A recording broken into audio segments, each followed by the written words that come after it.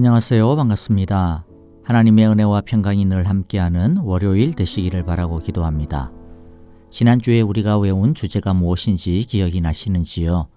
그리스도를 전파함 중 모든 사람이 죄를 범하였다라는 것이었습니다. 그러면 죄의 결과가 무엇인지 나와야 되겠죠. 그래서 이번 주와 다음 주의 주제는 죄의 형벌입니다. 죄가 어떠한 파괴력을 지니고 있는지 한번 보도록 하겠습니다. 그리고 이런 죄 가운데 있었던 우리를 하나님은 예수님을 통하여 값없이 구원해 주셨습니다. 함께 외우겠습니다. 그리스도를 전파함, 죄의 형벌, 로마서 6장 23절 말씀. 죄의 삭은 사망이요 하나님의 은사는 그리스도 예수 우리 주 안에 있는 영생이니라. 세 번역으로 외우겠습니다. 로마서 6장 23절 말씀. 죄의 삭은 죽음이요 하나님의 선물은 우리 주 예수 그리스도 안에서 누리는 영원한 생명입니다. 아멘. 함께 찬양을 드리겠습니다. 새로운 한 주간이 시작이 되었습니다. 혹시라도 메마른 땅을 걸어가는 것과 같은 일을 당해도 주님께서는 우리를 숨겨주시고 주의 날개로 덮어주실 것입니다. 믿음으로 승리하시는 한 주간이 되시기를 바라고 기도합니다. 함께 찬양하겠습니다.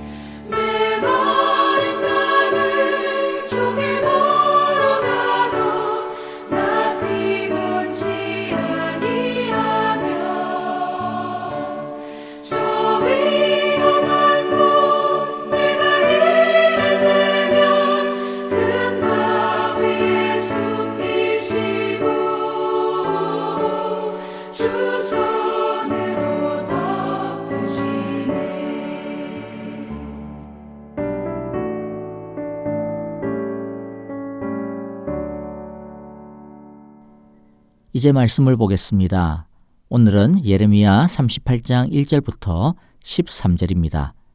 1절 제가 먼저 읽습니다. 맏단의 아들 스바데와 바스훌의 아들 그달리아와 셀레메아의 아들 유갈과 말기야의 아들 바스훌이 예레미야가 온 백성에게 이렇게 전하는 말씀을 들었다. 나 여호와가 말한다. 이 도성 안에 머물러 있는 사람은 전쟁이나 기근이나 연병으로 죽을 것이다. 그러나 바빌로니아 군인들에게 나아가서 항복하는 사람은 죽지 않을 것이다. 적어도 자기의 목숨만은 건질 것이며 계속 살아남게 될 것이다. 나 여호와가 말한다. 이 도성은 반드시 바빌로니아 왕의 군대에게 넘어간다. 그들이 이 도성을 점령한다. 대신들이 왕에게 말하였다. 이 사람은 마땅히 사형에 처해야 합니다. 그가 이런 말을 해서 아직도 이 도성에 남아있는 군인들의 사기와 온 백성의 사기를 떨어뜨리고 있습니다. 이 사람은 참으로 이 백성의 평안을 구하지 않고 오히려 재앙을 재촉하고 있습니다. 시드기야 왕이 대답하였다. 그가 여기에 있소. 죽이든 살리든 그대들 뜻대로 하시오. 나에게 무슨 힘이 있다고 그대들에게 반대하겠소. 그래서 그 고관들이 예레미야를 붙잡아서 왕자 말기야의 집에 있는 물 웅덩이에 집어넣었다. 그 웅덩이는 근위대의 뜰 안에 있었으며 사람들은 예레미야를 밧줄에 매달아 웅덩이 속으로 내려보냈는데 그 물 웅덩이 속에는 물은 없고 진흙만 있어서 예레미야는 진흙 속에 빠져 있었다. 왕궁에 에티오피아 사람으로 에벳 멜렉이라고 하는 한 한관이 있었는데 그는 사람들이 예레미야를 물웅덩이에 집어넣었다라는 소식을 들었다. 그때의 왕은 베냐민 문 안에 머물러 있었다. 에벳 멜렉은 왕궁에서 바깥으로 나와 왕에게 가서 이렇게 아뢰었다. 높으신 임금님, 저 사람들이 예언자 예레미야에게 한 일들은 모두 악한 것뿐입니다. 그들이 예레미야를 물웅덩이 속에 집어넣었으니 그가 그 속에서 굶어 죽을 것입니다. 이랬어야 되겠습니까? 성 안에는 더 이상 먹을 것이 없습니다. 그때의 왕은 에티오피아 사람 에벳멜렉에게 이렇게 명령하였다. 너는 여기 있는 군인들 가운데서 30명을 데리고 가서 예언자 예레미야가 죽기 전에 어서 그를 그 물웅덩이 속에서 끌어올려라.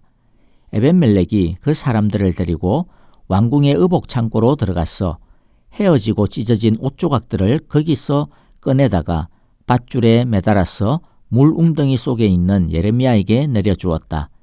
에티오피아 사람 에벳멜렉이 예레미야에게 말하였다. 헤어지고 찢어진 옷 조각들을 양쪽 겨드랑이 밑에 대고 밧줄에 매달리십시오. 예레미야가 그대로 하였다. 사람들이 밧줄을 끌어당겨서 예레미야를 물웅덩이 속에서 끌어올렸다. 이렇게 해서 예레미야는 근위대 뜰 안에서 지내게 되었다. 아멘. 자신을 위협하던 올무에서 겨우 빠져나왔던 예레미야는 또다시 하나님의 말씀을 선포합니다. 그 메시지는 너무나도 우울하고 사람들로 하여금 아마도 맥이 빠지게 하는 내용이었을 것입니다. 그렇기 때문에 예레미야의 이런 예언을 들은 당시 고관들의 분노는 그들의 입장에서 보면 당연한 것이었습니다.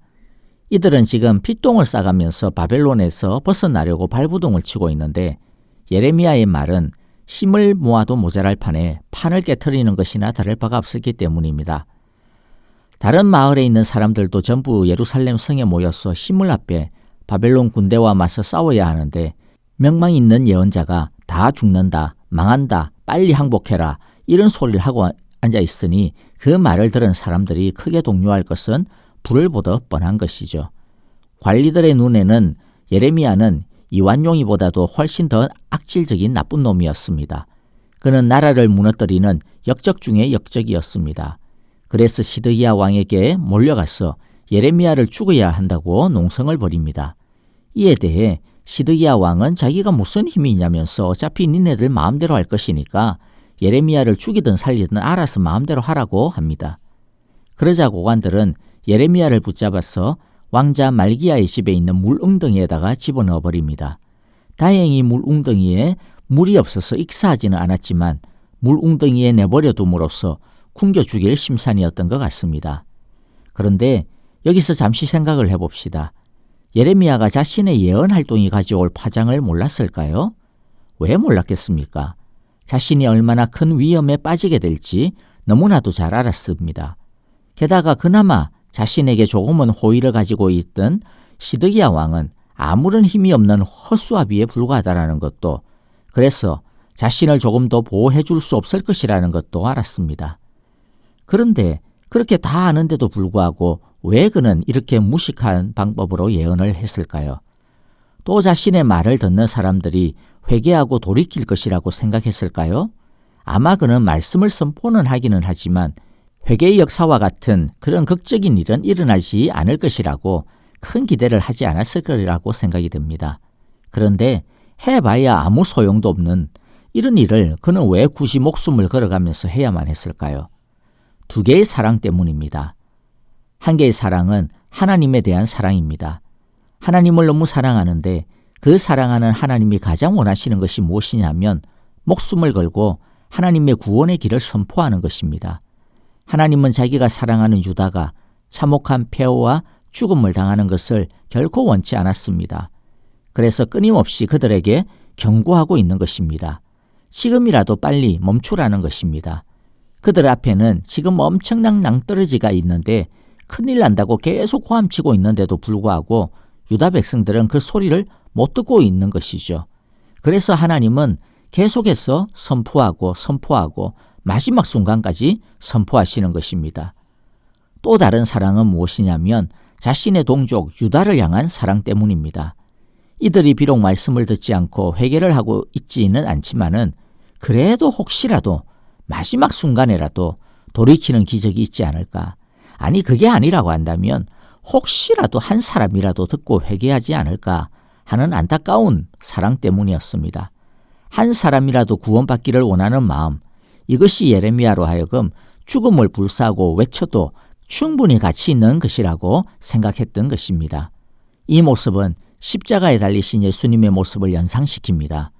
하나님 아버지는 아들 예수님이 십자가에 죽을 줄 알면서도 아니 십자가의 죽음을 향하여 가도록 예수님을 이 땅에 보내셨습니다.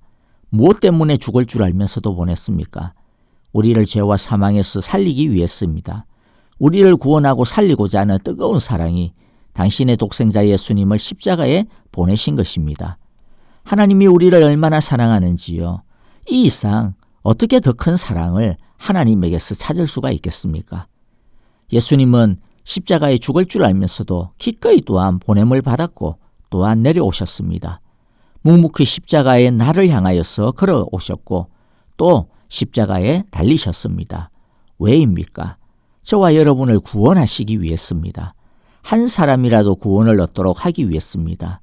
그 사랑이 기꺼이 십자가에 달리게 하신 것입니다. 한 사람이라도 구원을 얻도록 하기 위하여서 지금도 재림의 때를 늦추면서 지금도 한 사람이라도 구원을 얻도록 복음을 선포하고 계시는 것입니다. 기다리고 계시는 것입니다. 우리가 무엇이라고 하나님이, 예수님이 이와 같은 사랑을 우리에게 주셨을까요? 도무지 이해가 안 되고 납득이 안 되는 일입니다. 저와 여러분을 향한 하나님의 마음이, 예수님의 사랑은 이처럼 설명이 불가능할 정도로 신비 중에 신비인 것입니다. 다음 장면을 봅시다. 물웅덩이에 빠져 꼼짝없이 굶어 죽게 된 예레미야에게 뜻밖의 도움의 손길이 찾아옵니다. 하나님의 도움과 은혜는 우리의 기대와 추측을 이처럼 뛰어넘습니다. 예레미야가 억울하게 구덩이에 던져진 사실을 듣고 시드기야 왕에게 이의를 제기한 사람이 있었습니다. 왕궁 황관 에벤멜렉이었습니다. 그는 유다 사람이 아닙니다. 그는 이디오피아 사람입니다. 그는 그러나 다른 유다 사람보다도 훨씬 더 신실했습니다. 그는 하나님을 믿고 의지하는 사람이었습니다. 그는 왕에게 자신의 생명과 안전을 걸고 고관들의 행위가 부당함을 주장하고 굶어 죽게 된 처지에 놓인 예레미야의 석방을 강하게 청원합니다. 얼마나 그의 주장이 조리 있고 파워풀했는지 시드기야 왕은 예레미야를 구하도록 합니다. 에벤멜렉은 불의가 가득한 곳에서 하나님의 정의를 드러내는 사람이었습니다. 에벤멜렉의 의협심과 용기가 마침내 하나님의 선지자를 구하는 일에 쓰임받은 것입니다. 두 가지만 생각해 봅시다. 첫째는요, 하나님의 구원의 손길, 도움의 손길은 예상치 못한 곳에서도 나타날 수 있다라고 하는 것입니다. 둘째는 우리도 에벤멜렉과 같은 정의에 대한 용기를 가질 수 있기를 기도합시다. 먼저는 적어도 우리 자신을 단단히 지켜야 하겠습니다. 악과 불의에 맥없이 휘둘리고 끌려다녀서는 안 되겠습니다. 또 불의를 보면 못 본 채 하지는 말아야겠습니다. 적어도 그 불의를 놓고 하나님께 탄원해야 할 것입니다. 우리는 불의에 대해서 단호하게 아니요라고 말하고 돌았으며 하나님의 선한 일을 이루어 가는 데 있어서는 열과 성을 모두 다 다하도록 합시다. 주님의 기도를 드리겠습니다.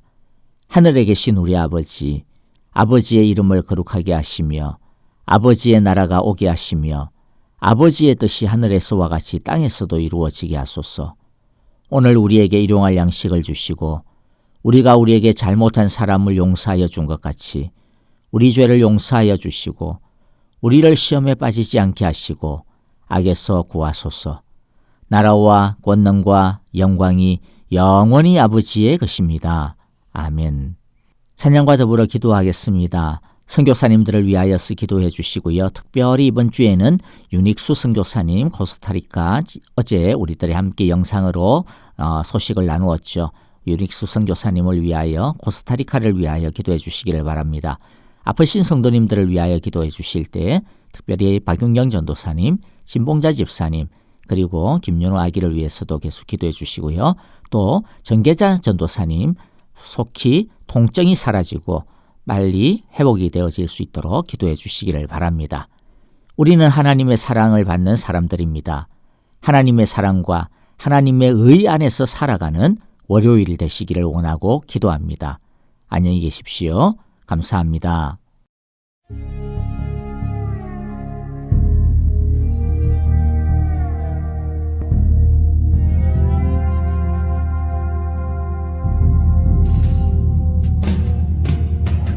세상은 들리고 사람들은 변하여도 나는 주를 섬기리. 주님의 사랑은